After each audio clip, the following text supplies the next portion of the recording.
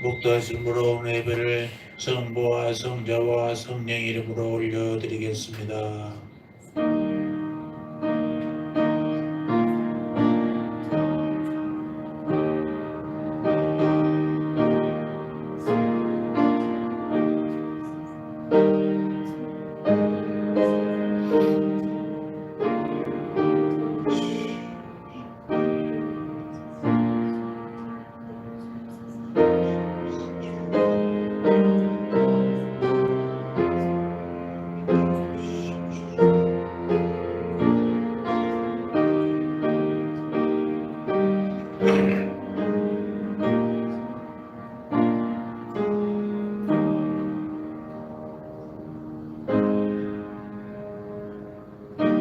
시와 찬송과 신령하는 노래들로 서로 화답하며 너희의 마음으로 주께 노래하며 찬송하며 범사의 우리 주 예수 그리스도의 이름으로 항상 아버지 하나님께 감사하며 그리스도를 경외함으로 피차 복종하라. 하나님은 영이시니 예배하는 자가 신령과 진정으로 예배할지니라. 아멘. 할렐루야. 하나님 우리 아버지여, 2021년 한 해가 저물어가는 마지막 주일에 저희들이 겸한 마음으로 성전에 나왔습니다. 지난 1년 동안 저희의 발걸음을 실족지 않도록 지켜주신 하나님의 은혜를 생각하며 감사를 드립니다. 한 해가 저물듯이 우리의 인생에 닿는 그 순간에도 하나님께서 저희 곁에 함께 하시고 우리 영혼을 보호하여 주실 것을 믿으며 경배해 드립니다.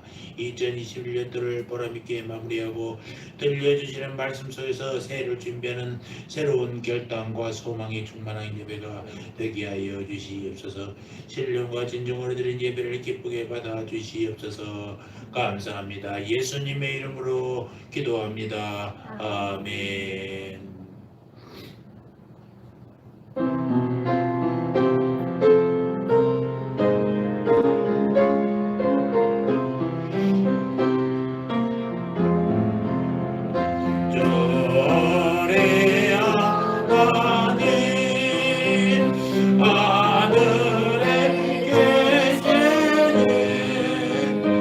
온전한 마음의 저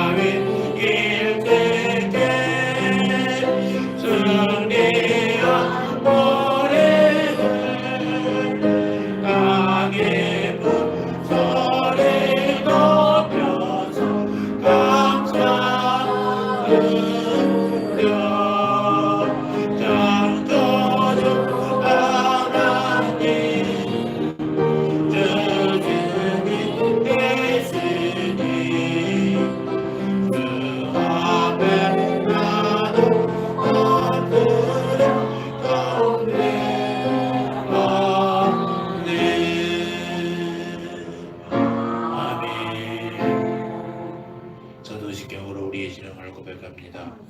전능하사 전지를 만드신 하나님 아버지를 내가 믿사오며 그 외아들 우리 주 예수 그리스도를 믿사오니 이는 성령으로 잉태하사 동정녀 마리아에게 나시고 본디오 빌라도에게 고난을 받사 십자가에 못 박혀 죽으시고 장사한 지 사흘 만에 죽은 자 가운데서 다시 살아나시며 하늘에 오르사 전능하신 하나님 우편에 앉아 계시다가 저리로서 산 자와 죽은 자를 심판하러 오시리라. 성령을 믿사오며 거룩한 공회와 성도가 서로 교통하는 것과 죄를 사하여 주시는 것과 몸이 다시 사는 것과 영원히 사는 것을 믿사옵나이다. 아멘. 교동문 120번 시성탄절 두 번째 교동문을 교독하시겠습니다. 찬송하리로다. 주 이스라엘의 하나님이여 그 백성을 돌보사 속량하시며 우리를 위하여 구원의 그 종 다윗의 집에 일으켰으니 이것은 주께서 예로부터 거룩한 선지자의 입으로 말씀하신 바와 같이 우리 원수에게서와 우리를 미워하는 모든 자의 손에서 구원하시느니라. 우리 조상을 긍휼히 여기시며 그 거룩한 언약을 기억하셨으니 곧 우리 조상 아브라함에게 하신 맹세라. 우리가 원수의 손에서 건지심을 받고 종신토록 주의 앞에서 성결과 위로 두려움 없이 섬기게 하리라 하셨도다.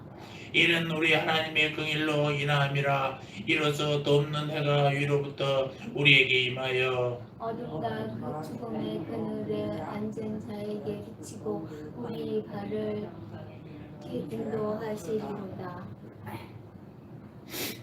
그러므로 주께서 친히 징조를 너희에게 주실 것이라. 보라, 처녀가 잉태하여 아들을 낳을 것이요 그의 이름을 임마누엘이라 하리라. 아멘. 자리에 앉아서 찬송합니다.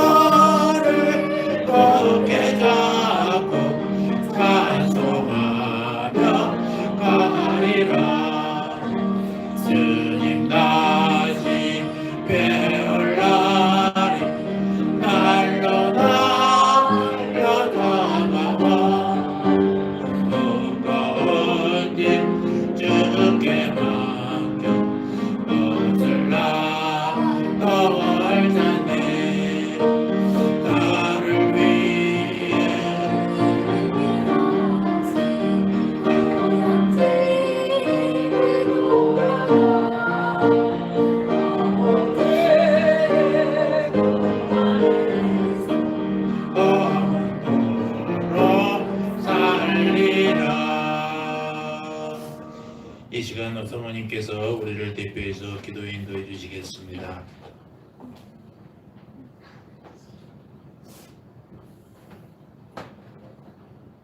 임마누엘과 자유와 아버지 하나님이여 이 우주를 죄에서 구원하시기 하여 오시고 아버지 오늘도 성탄의 기쁨을 맛보았으며 또한 주님의 그 큰 사랑을 깨달았으며 오늘도 하나님 앞에 마지막 주일로 아버지여 마무리 주일로 예배를 드리게 됨을 진실로 감사를 드립니다.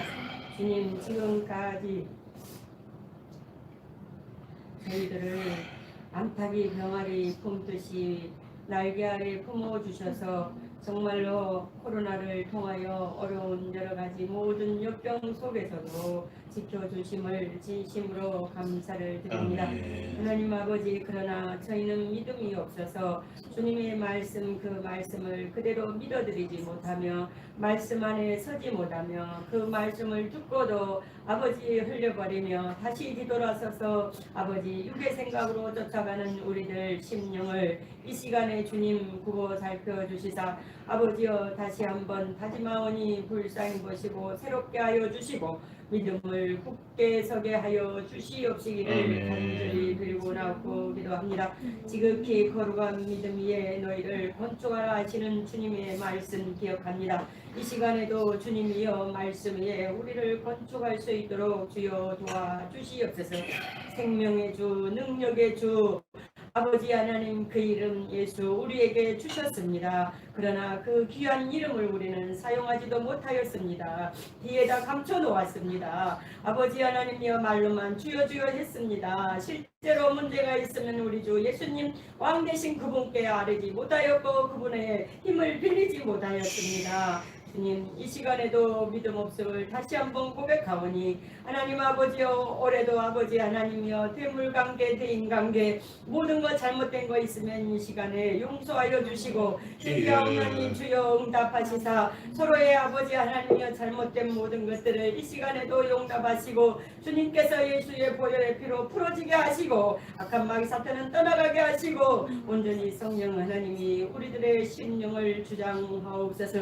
하나님이 오늘도 아버지 하나님이여 이 나라의 백성을 기억하여 주시고 어둠 속에 아버지 하나님이여 세상에 아버지 하나님이여 속에 정욕 속에 살아가는 자들을 주여 국률이 보시사 정말로 하나님을 알되 깊이 알아 주의 사랑의 깊이와 넓이를 깨달으는 우리 대한민국이 될 수 있도록 주여 도와주시옵소서. 삼파선을 주의 보혈로 덮어주시며 국회의사당과 청와대를 예수피로 덮어주시고 하나님이여 청년들과 학원가와 아버지 하나님의 육회 공부를 덮어주시사 이 나라가 다시 한번 성령의 바람으로 주님을 찬양하며 주님을 높여드리는 아버지 하나님의 나라 이 백성이 될 수 있도록 주여 축복하옵소서. 아버지의 면접 있는 저들 목회자들 아버지 하나님이여 금식하며 기도하고 있습니다. 주님 저들의 간구와 기도를 들응답하여 주시사 아버지 하나님이여 귀한 열매 맺게 하여 주시고 니네의 성을 구원하신 주님 이 나라를 다시 한번 회복시켜 주시옵소서. 하나님 아버지 이 시간에도 새한배 식구들을 불쌍히 보시옵소서. 아버지 적은 소수가 모였지만 아버지 각각 곳곳에 흩어져 있는 새한배 식구들 주님 불쌍히 보시고 아버지 하나님의 이 자리에 없지만 하나님이여 귀한 동일한 은혜로 아버지 말씀을 받아들여 아멘으로 하다바여 그 말씀을 묵상할 수 있도록 주님 귀한 은혜 역사하여 주시고 저들을 성령님께서 치유하시고 저들을 인도하여 주시사 오직 주님 앞에만 구할 따르면이 저희들의 필요를 아랠 때마다 주님 응답하옵소서. 하나님 아버지 이 시간에도 주의 사자님 세우셨사오니 주여 축복하시고 머리부터 발끝까지 예수께로 덮어주시며 하나님의 말씀의 목소리를 대연자가 되어서 어떠한 말씀을 우리에게 돌려주시든지 아멘으로 하다보며 악한 마귀 사탄이 아버지 하나님 방해꾼이 없도록 주여 성전을 지켜주시옵시사 아버지 예배가 온전히 주 앞에 영광 돌리는 귀한 예배가 되게 하옵소서. 적은 시간이 오니 마치는 시간까지 주님이 홀로 영광 받으시옵소서. 예수님의 이름으로 기도드렸습니다. 아멘. 하늘에 계신 아버지 이름 바라서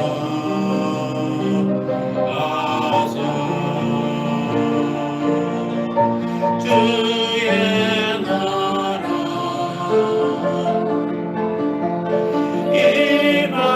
임하시고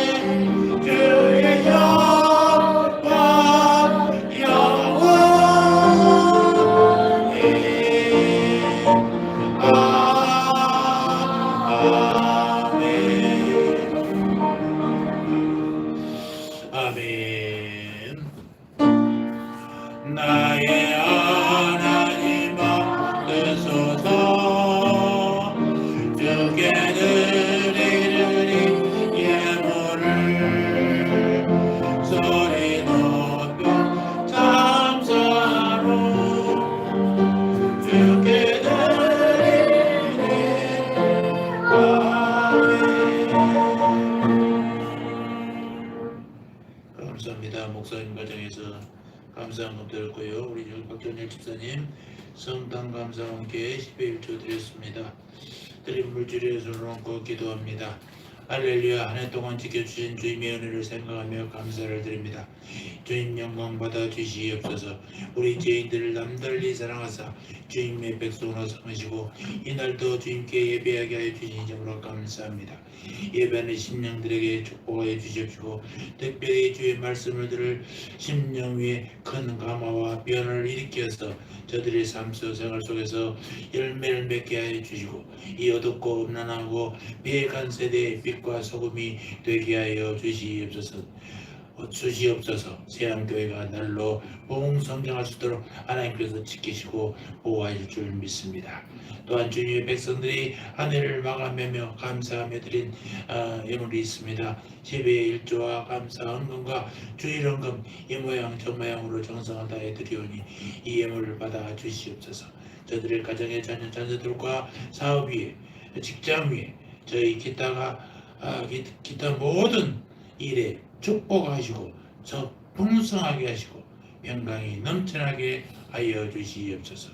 주님의 축복하신 대로 더 풍성하게 받아서 주의 집에 마음을 바치게 하옵소서. 이곳에 주의 교회가 확장되어서 복음화가 이루게 하여 주시옵소서. 감사합니다. 예수님 이름으로 기도합니다. 아멘.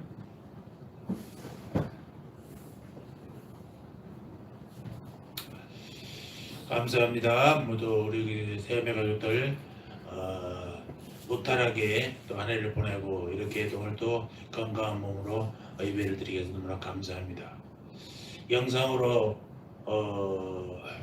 예배를 함께하는 그 멀리 있는 우리 세아매 가족들에게도 함께 축복하고 그들에게도 놀라운 하나님의 축복이 임하시기를 주의 이름으로 축원합니다.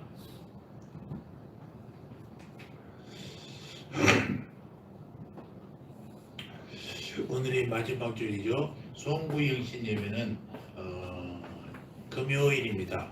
금요일날 특별히 밤 11시에 하지 않고 우리 평상시에는 7시 반에 예배하는 대로 하겠습니다. 밤이 너무 늦으니까 또 힘든 분도 있고 그래서 7시 반에서 9시에 끝나는 걸로 그렇게 하겠습니다. 금요일날 금요 예배 때 나오시면 됩니다. 그리고 이제 1월 2일날 주일날 다시 이제 예배가 시작되는 거죠. 저녁 7시에 제가 전화 드려서 차량으로 다 모시겠습니다. 밤길에 어두우시니까 제가 오셔서 편안하게 올 수 있도록 해보겠습니다. 오늘 점심은 맛있는 고기를 우리 박덕희 집사님이 가져오셨어요.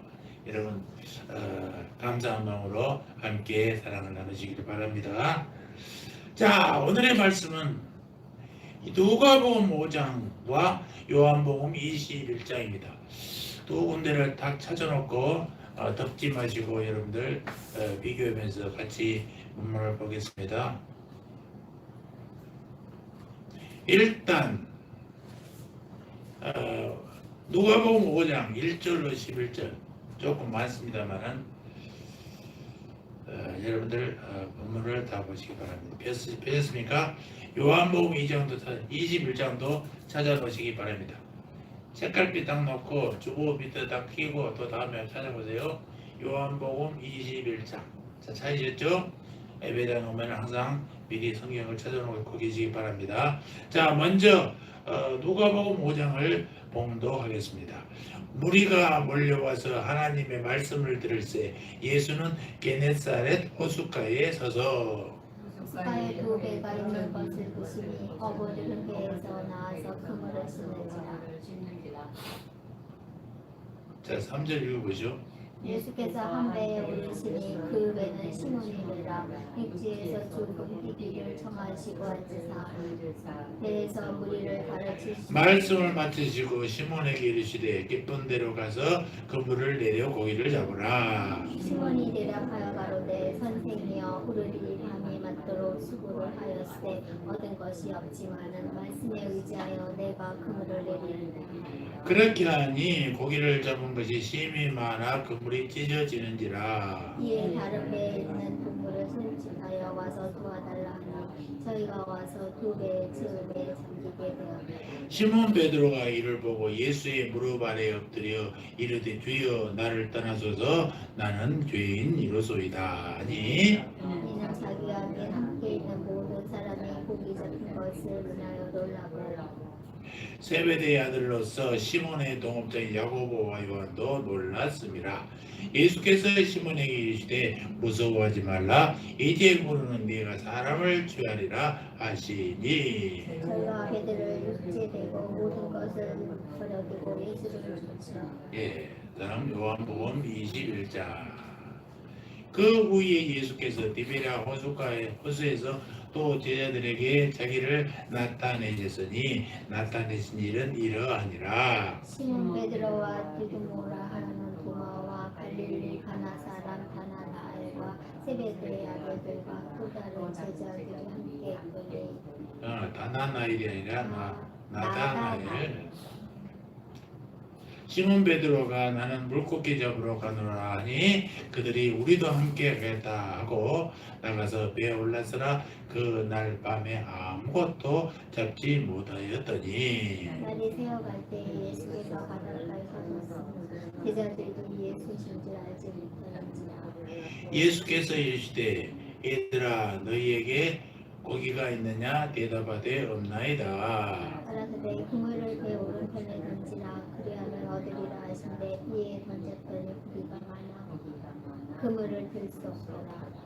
예수께서 사랑하시는 그 제자가 베드로에게 이르되 주님이시라 하니 시몬 베드로가 벗고 있다가 주님이라 하는 말을 듣고 겉옷을 두른 후에 바다로 뛰어내리더라. 다른 제자들은 육지에서 상고가 공가한 90반쯤 되므로 작은 배를 타고 고기들 그물을 끌고 와서 육지에 올라보니 숯불이 있는데 그 위에 생선이 놓였고 떡도 있더라. 예수께서 가라사대 지금 자는 생선을 가져오라 하시는데 시몬 베드로가 올라가서 그물을 육지에 끌어 올리니 가득히 찬 큰 물고기가 153마리라. 이같이 많으니 그물이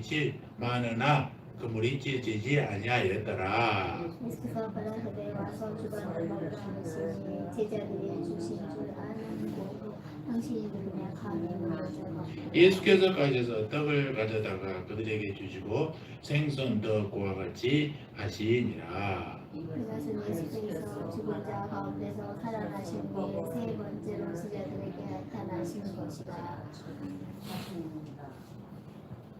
아멘. 본문이 좀 길죠.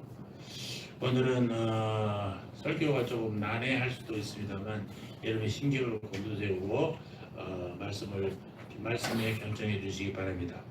오늘 한 해의 마지막 주입니다. 1년 전 이맘때 우리 각자의 마음에 품었던 결심들과 지금의 생각들을 비교해서 자신의 영적 성장의 열매가 얼마나 되는가를 스스로 평가하는 시간이 되기를 바랍니다. 금전 역시 다산했죠. 실패와 저주를 경험하게 됐지만 우리 삶의 곳곳에서 주님의 인도와 사랑의 손길을 느끼면서 감격해 하기도 한 것이 이 세월입니다. 분명한 것은 주님의 재림이 좀 더 가까이 왔다는 사실은 틀림이 없는 내용입니다. 오늘 말씀은 예수님의 공생의 초기 누가복음 5장에 나오는 고기 잡는 사건과 또 부활하신 후에 디베랴 바다에 오셔서 제자들로 하여금 153마리의 고기를 잡게 한 사건에 관한 말씀이에요. 결론적으로 말씀드리면 이 두 물고기 사건은 예수 그리스도의 초림과 재림을 아주 긴밀하게 연결시키고 있는 것입니다. 작은 복음의 불씨가 큰 복음의 불을 일으킨 사건이고 예수님의 초림으로 시작된 복음이 주님의 재림으로 온전히 성취되어지는 것을 보여주는 장면입니다. 그리고 이 복음은 믿음으로 예수 안에서 유대인이나 이방인이나 모두 다 하나가 되게 하는 그런 복음이라는 것입니다. 이 두 사건의 배경을 잠시 살펴보면 먼저 누가복음의 사건은 예수님의 초기 사역 당시 제자들을 부르시는 장면 아니겠습니까? 베드로는 그날 저녁 밤이 맞도록 그물을 던졌지만 아무것도 얻지 못했다라고 기록하고 있습니다. 하지만 예수님의 말씀에 의지하여 그물을 던졌더니 그물이 찢어질 만큼 많은 물고기가 잡혔다는 것입니다. 이것은 예수님의 초림의 의미, 재림하니까 여러 말이죠. 처음 이 땅에 오신 그때의 모습이란 말입니다. 요한복음에 나오는 물고기 사건은 부활 후에 세 번째 보여진 사건이니까 종말론적인 의미를 담고 있습니다. 예수님은 부활하신 후에 흩어진 제자들 다시 부르셔서요. 제자들은 이날도 고기 한 마리도 잡지 못했어요. 그러나 주님의 말씀에 의지하여 오른편으로 그물을 던졌더니 물고기가 153마리나 잡혔다는 것입니다. 누가복음에서와 같이 많은 물고기가 잡혔어요. 그러나 그물이 찢어지지 않았고 155마리의 숫자를 153마리의 숫자를 기록하고 있어요. 이것은 종말의 교회를 의미하고 있다라는 것입니다. 우리는 이 두 물고기 사건을 통해서 주님께서 감추어 주신 영적 진리를 오늘 한번 찾아보고자 합니다. 그래서 조금은 전부터 얘기했지만 좀 난해할 거다. 정신 바짝 차리고 듣지 않으면 무슨 소리인지 모를 수도 있다라는 거예요.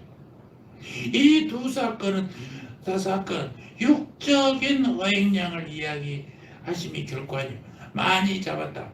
세상적으로 가치 있는 많은 숫자가 중요한 게 아니란 말입니다. 성경은 이 육적 어획량 사건을 통해서 영적 복음의 내용을 말씀하고 계시는 것입니다. 우리나라 유명한 박윤선 박사님, 목사님이죠. 주석가라도 우리나라에서 유명합니다. 주석을 또 쓰신 분이고 유일하게. 그분이 이렇게 얘기했어요. 예수님은 제자들이 고기 잡는 것을 사람 낚는 어부가 되겠다는 말씀으로 영적인 해석을 하셨다.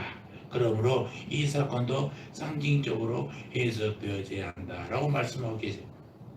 오늘 말씀을 통해서 이 두 사건에 나타난 고기의 차이, 또 그물의 차이, 시간과 장소의 차이, 여기에 주목하여 감추어진 진리를 오늘 한번 찾아보겠습니다. 그리고 그 진리의 말씀으로 한 해의 마지막 주일에 서 있는 우리 각자의 영혼의 위치를 점검하는 시간이 되기를 주의 이름으로 축원합니다. 먼저 고기의 차이를 한번 볼까요? 누가복음 5장 6절의 말씀을 봅시다. 시작. 그렇게 하니 심이 많아 그물이 찢어지는지라. 또 그 사건 요한복음 봅시다. 요한복음 21장 11절 시작. 시몬 베드로가 올라가서 그물을 육지에 끌어올리니 가득히 찬 물고기가 153마리라. 이같이 많으나 그물이 찢어지지 아니하였더라. 누가복음의 경우는 고기를 잡은 것이 심히 많았어요. 그런데 어떻게 됐어요? 그물이 찢어졌다. 터졌어요. 근데 요한복음의 경우 그물에 가득 찬 큰 물고기가 153마리라. 그렇게 많은데 그물이 찢어지지 아니하였더라. 찢어진 것과 찢어지지 않는 것, 두 사건 모두 고기를 가지고 심히 많이 잡은 것은 분명한 사실이에요. 그러나 누가복음의 물고기는 너무 많아 셀 수 없을 정도였고 그물이 찢어졌어요. 이것은 제자들이 예수님 복음을 가지고 온 세상에 전파하여 무수한 영혼들을 건져낸다는 것입니다. 그물에 갇혀있지 않고 그물을 뚫고 나가는 복음의 확산, 그물 속에 가득한 고기는 땅 끝까지 전파될 복음의 세계를 말해주고 있다는 것입니다. 그리고 요한복음의 물고기는 심이 많았습니다. 그런데 그물을 들 수 없을 정도였지만 큰 물고기가 153마리라고 집계되어 있어요. 이것은 큰 성도를 얘기하는 것입니다. 종말의 세계 선교를 통해서 구원받을 참 성도의 충만한 수를 상징한다라는 것입니다. 그물에 잡힌 153마리 숫자를 분명히 밝히고 있는 것은 깊은 영적 의미가 담겨 있음에 틀림이 없습니다.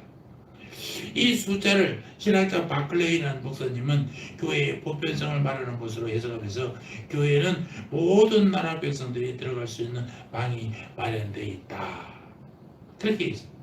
또 알렉산드리아의 시릴이라는 신학자는 100은 이방인의 숫자를 또 50은 유대인 그리고 3은 완전수 하나님을 의미한다라고 표현했어요.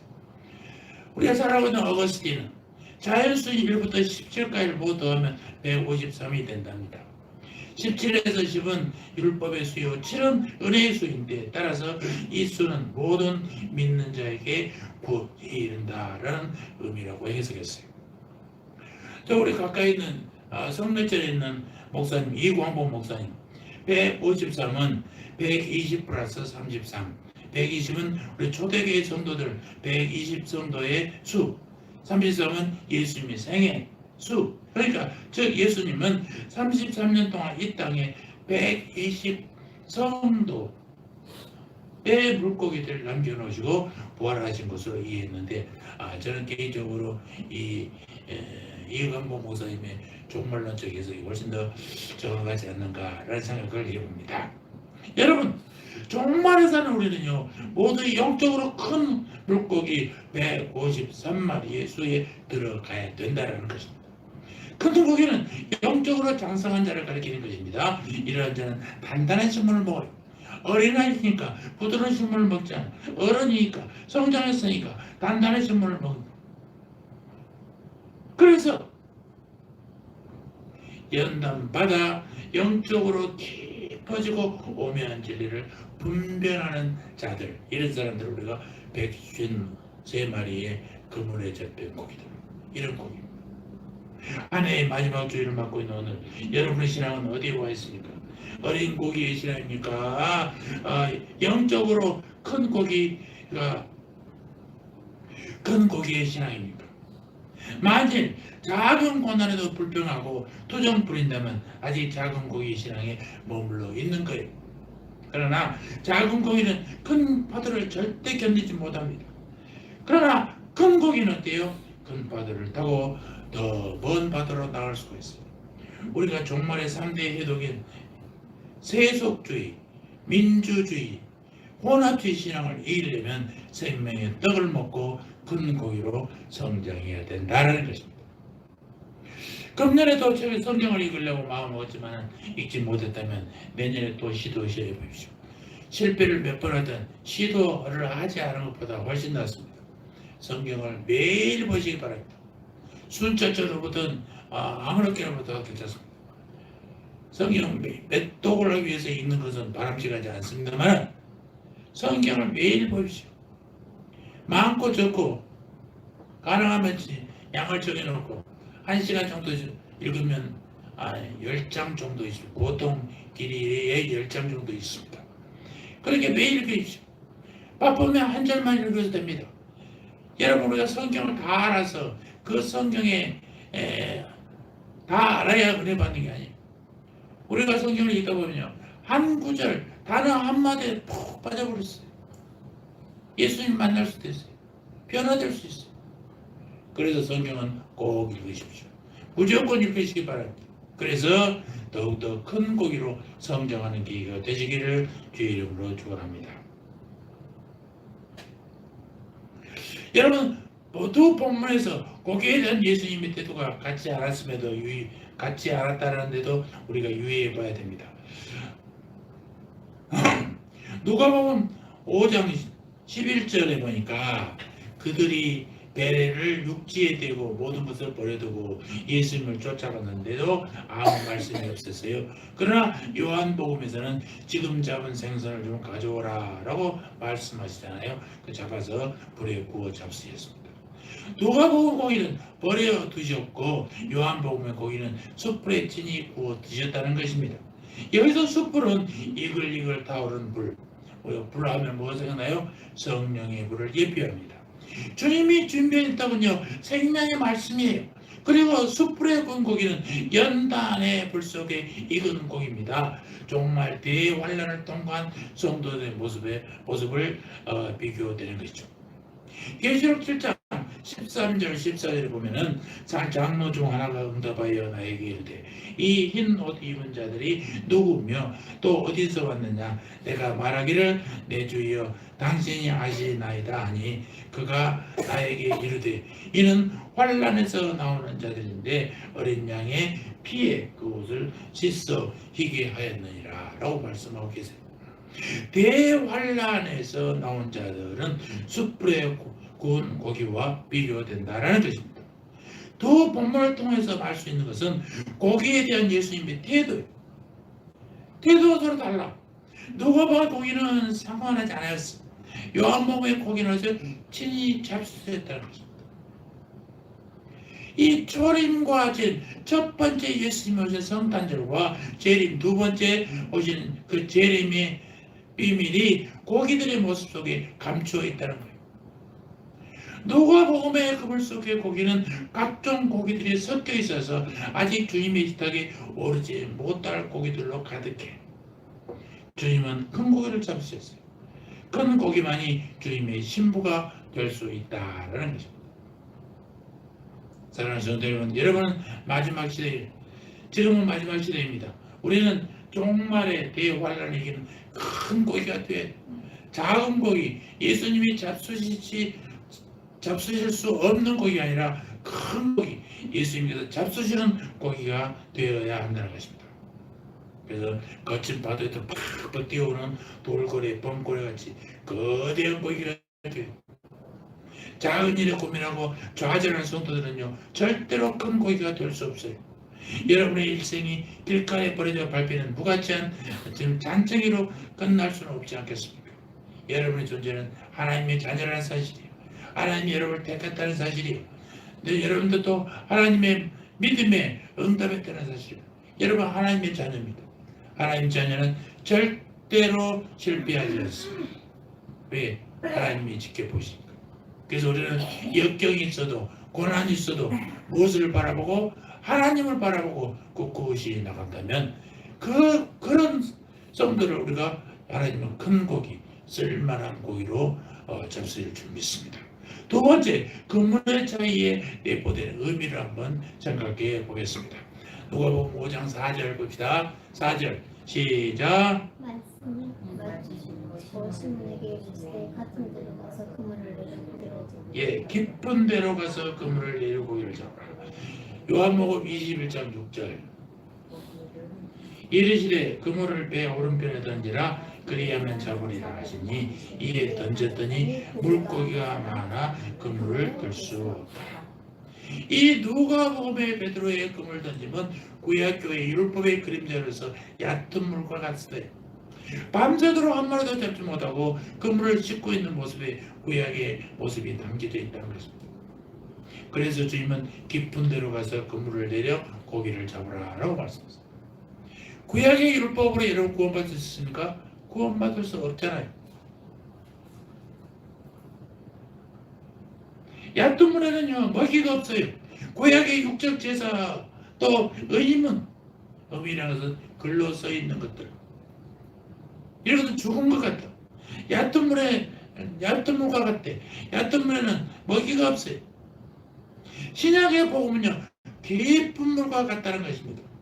주님은 율법이 아닌 복음으로 말미암아 사람 낳는 어부가 될 수 있음을 깨닫게 하기 위하여 깊은 데로 가서 그물을 던지라라고 말씀하고 계시는 것입니다.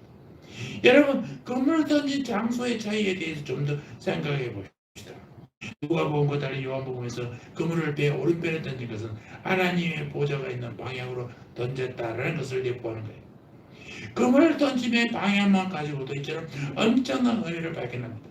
오른편, 오른손, 이거 뭐요? 힘이 있는 곳, 주님의 능력이 임하는 곳, 그렇게 성경은 해석되고 있는 거예요. 오른편에 던진 그물에 건져드는 고기는 예수님 재림때 주님의 오른편에 서게 될 양들과 같아요. 왼편은 염소, 어둠, 지옥, 저주뿐이에요. 우리는 무엇보다도 하나님의 우편에 서고자 힘써야 한다라는 것입니다. 하나님의 능력이 우편에 서야 된다는 거예요. 우편의 양들처럼, 우편의 회개한 강도처럼 용서와 구원을 체험하며 그에 합당한 헌신을 바치는 성도가 되어야 되는 것입니다. 오른편에 던져진 그물에 잡힌 153마리의 큰 고기들이 되어서 하나님의 나라를 위하여 크게 사용되는 성도 여러분들 되시기를 주의 이름으로 축원합니다. 여러분, 그물의 차이는요, 그물을 던짐에서뿐 아니라 그물이 찢어짐에서도 현저하게 나타나요. 누가복음은 그물이 찢어졌다고 표기하고 있지 않습니까? 고기를 잡은 것이 힘이 많아 그물이 찢어진지라. 이것은 신약시대 복음이 온 세상에 전파되는 것을 얘기하는 것입니다. 그물이 찢어져서 빠져나온 고기들이 다시 바다로 가듯이 복음을 받고 다시 타락하여 세조가 될 사람들이 적지 않은 것을 보여주는 것입니다. 요한복음의 그물은 찢어지지 않았습니다. 요한복음 21장 11절 보니까 가득히 찬 큰 물고기가 153마리라 이같이 많으나 그물이 찢어지지 아니하였더라. 아까 소개드린 박윤선 목사님은 본문에서 큰 고기가 이렇게 많음에도 불구하고 그물이 찢어지지 않았다는 것에 대해서 하나님께서 교회에 속한 자들은 얼마나 많든지 간에 절대로 주님을 보호하신다라는 의미다라고 해석했어요.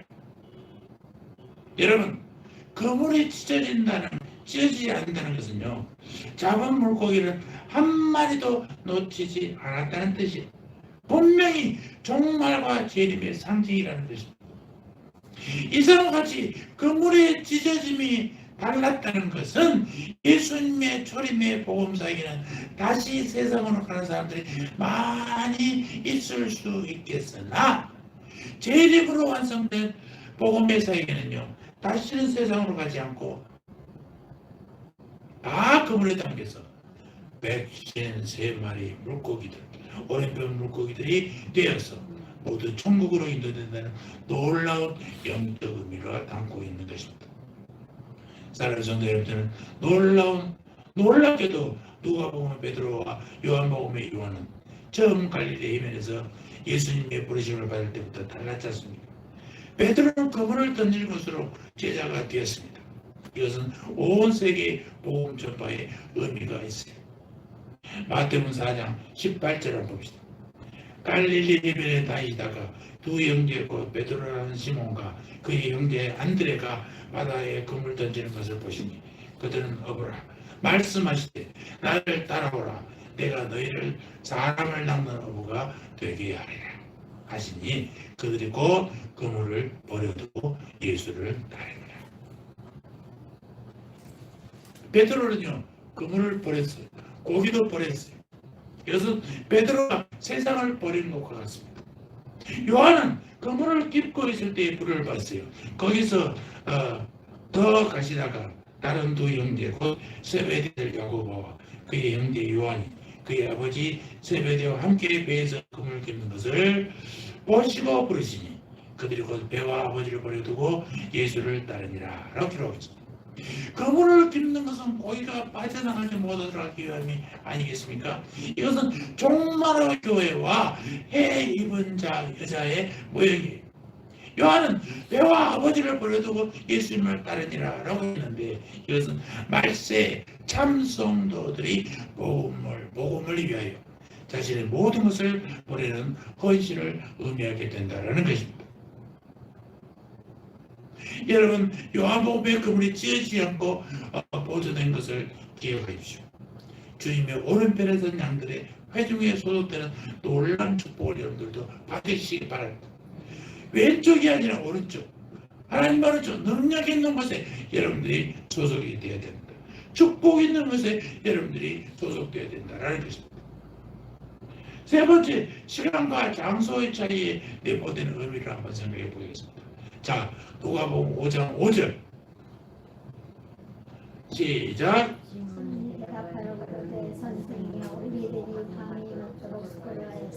아멘. 끝까지. 자, 요한복음 21장 4절 시작. 날이 사역할 때 예수께서 바닷가에서 오시나 제자들이 예수신 줄 알지. 아멘. 누가복음의 물고기 사건의 중심지가 밤이었어요. 제자들이 밤이 되도록 수고했다고 기록하고 있지 않습니까? 밤은 어떤 거예요? 영적으로 해석하면 영적 타락의 시간을 상징하는 거죠. 밤이 새도록 금을 지냈다는 것은 구약 율법의 영적 어둠을 뜻하는 거예요. 우리에서 율법에 속한 자들이 예수 그리스도를 보지 못하는 영적 암흑에 있다라는 것을 우리가 알 수 있지 않습니까? 그들은 밤이 새도록 수고했지만 그러나 잡은 것이 없었어. 즉 율법으로 제사드리는 것과 안식일을 지키는 것과 절기를 지키는 것들은 정말 수고했습니다. 그러나 예수 그리스도의 복음을 깨닫는 데는 어두웠어요. 그래서 그들은 구원을 얻을 수가 없는 거죠. 예수 그리스도가 태어나도 그가 메시아인 줄 몰라. 자기를 구원할 자를 모르는 이런 어둠에 속한 자들이 구약에 속한 사람들. 초림에 예수님께서 오셔서 복음의 빛으로 구원의 문을 열어야만 했어요.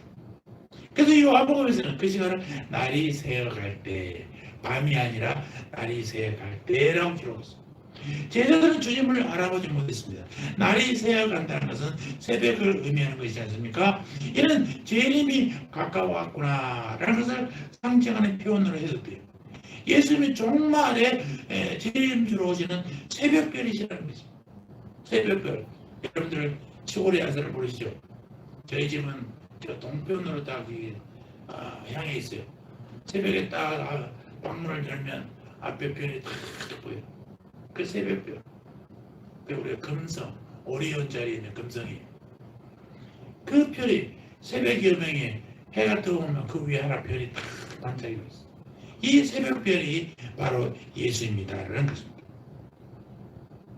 이처럼 두 물고기 사건에서 거물질을 하는 시간대가 다르게 기록되어 있는 것은 구약교회와 종말을 상징으로 보여주는 것으로 종말의 때가 가까울수록 구약의 율법으로 얻어진 밤이 서서히 물려가고 새하늘과 새 땅이 도래하고 있다는 것을 의미하게 하는 것입니다. 마지막 때 주님의 재림이 가까워오는데 사람들은 현세적인 쾌락에 빠져 있어요. 향락에 빠져 있어요. 탐욕의 왕관만을 쓰려고 합니다.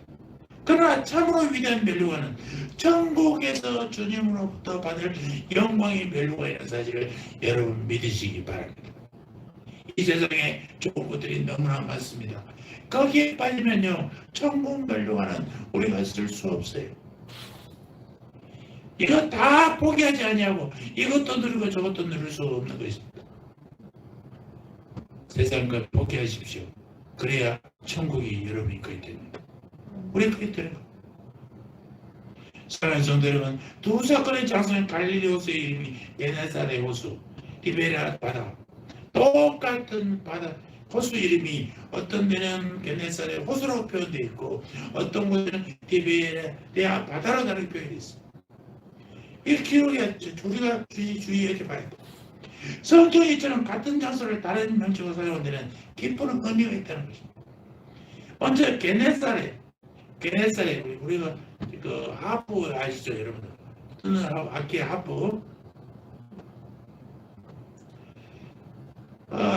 그 호수의 모양이 하프와 같다. 그래서 하프가 히브리 지명으로 긴네로트였어요. 긴네로트다가 수음이 됐습니다. 호수란 표현은 바다보다 작은 개념이잖아요. 그러니까 게네사렛 호수는 구약 이스라엘을 상징하게 되는 것입니다. 반면 요한의 디베랴 바다, 당시 세계 전체를 지배하던 로마 황제의 이름 디베랴, 그 황제의 이름입니다. 이는 예수 그리스도의 구원 사역을 통해서 온 세상이 모든 사람들이 믿음으로 말미암아 하나님의 백성이 될 것을 상징하고 있는 것입니다. 호수, 똑같은 호수인데 호수로 보느냐 바다로 보느냐 아니잖아요. 물고기를 잡는 사건 하나에도 이처럼 엄청난 의미, 놀라운 하나님의 경륜이 담겨져 있는 것입니다. 신비롭지 않겠습니까? 하나님께서는 성경의 지명, 인명, 사건들을 통해서 엄청난 구속사적 계시를 우리에게 보여줍니다. 구속사라는 거예요. 예수 그리스도로 인해서 구원받는 역사로 구속사라고 해요.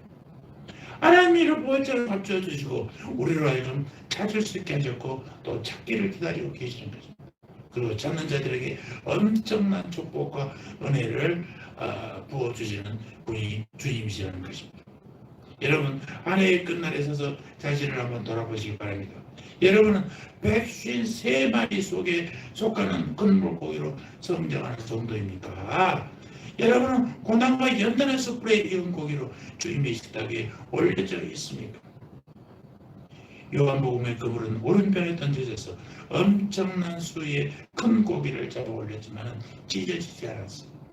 여러분 주님의 오른편에 서게 될 여러분의 양이십니까? 아니면 왼편에 있는 염소의 무리입니까? 포기해라. 왼편에 섰다면 여러분 빨리 말씀으로 변화되고 감동 강화받아서 주님의 오른편에 서시기를 주의 이름으로 축원합니다. 지금은 새 하늘과 새 땅이 도래하는 새벽녘이 주님 말씀하시잖아요. 나는 다윗의 뿌리요 자손이 곧 광명한 새벽별이라. 여러분의 가슴에 품은 영혼의 요정은 게네사렛 옷입니까? 아니면 디베랴 바다입니까? 우리 교회가 꿈꾸는 의정의 크기는 호수입니까? 바다입니까?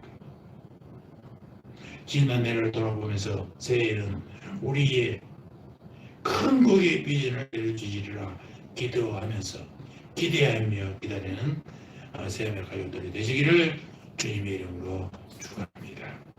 아멘. 할렐루야. 하나님 우리 아버지, 한 해 동안 어려움과 여건 속에서도 우리를 지켜주시고 인도해 주심을 진심으로 감사합니다. 지난 일을 도우시는 하나님이 앞으로의 역경도 무난히 이겨내게 인도하실 줄 믿고 말씀에 의지하여 순종하며 살겠다고 하지만 오늘이 되기를 소원합니다. 새해에는 광명한 새벽별 되시는 주님을 기다리는 마라나타의 신앙으로 더욱 무장하게 하여 주시옵소서. 그리고 새해는 우리 모두 광대한 세상을 향해 복음을 들고 행진하는 그리스도의 군사들로 우뚝 세워 주시옵소서. 감사합니다. 예수님의 이름으로 기도합니다. 아멘.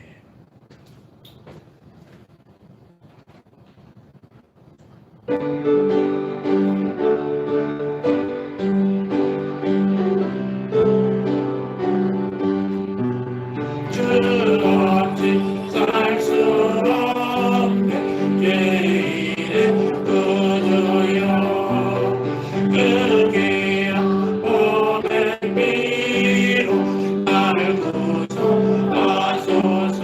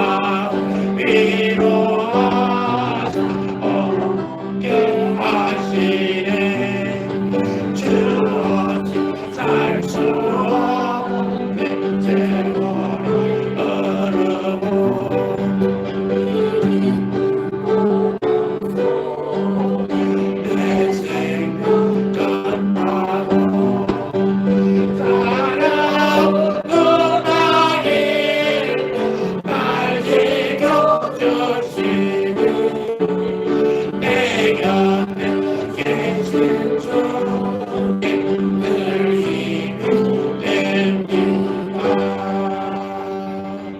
아멘. 이제는 우리 구주 예수 그리스도의 은혜와 하나님 우리 아버지의 사랑과 성령 하나님의 내주에서 교통하시고 아내의 끝날에 서서 자신을 돌아보며 새하늘과 새 땅이 도래하는 새벽녘을 향해 그리스도인의 길을 굳굳이 걷는 성도 되기를 다짐하는 고개 숙인 주님의 백성들 머리 위에 저들의 가정과 자녀와 삶의 현장 터전 위에 이제로부터 영원 무궁토록 영원 무궁토록 함께 있을지어다. 아멘.